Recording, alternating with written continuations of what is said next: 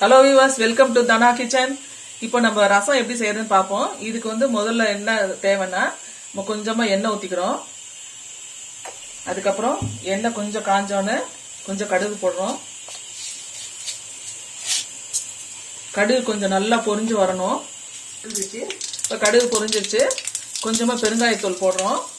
அதுக்கப்புறமா கொஞ்சம் இடிச்சு வச்ச பூண்டு, ஒரு 6-7 பூண்டு இடிச்சு வச்சது போடுறோம். அப்புறம் கருவேப்பிலை ஒரு கொத்து கழுவி வச்சது போட்டிருக்கோம்.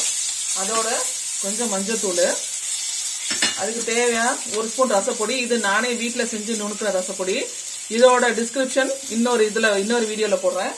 அடுத்தது இதை நல்லா நம்ம வணக்குறோம். ஃபர்ஸ்ட் இப்போ நல்லா வணக்கிட்டு, ஏற்கனவே தக்காளியும் பருப்பும் வேக வச்சு வச்சிருக்கேன் ரசத்துக்கு. இப்போ நம்ம நல்லா வணங்கிருச்சு. இப்போ கொஞ்சம் புளி கரைச்சி வச்சிருக்கோம். புளியை ஊத்திடுறோம்.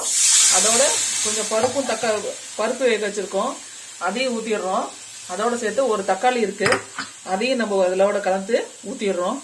தக்காளியை நல்லா கரைச்சிட்டு அந்த தண்ணி இருக்கு அதில் ஊத்திடுறோம். இதோட கொஞ்சம் தேவையான அளவு உப்பு சேர்த்துக்கிறோம்.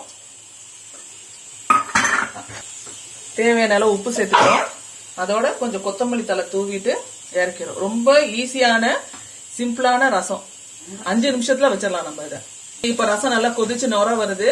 ரசம் அப்படி கொதிச்சு வரும்போது நல்லா தளதளன்னு கொதிக்க விடாம அப்படி நொர லேசா வரும்போது நம்ம இந்த ரசத்தை அப்படியே ஆஃப் பண்ணி இறக்கி வச்சிடலாம்.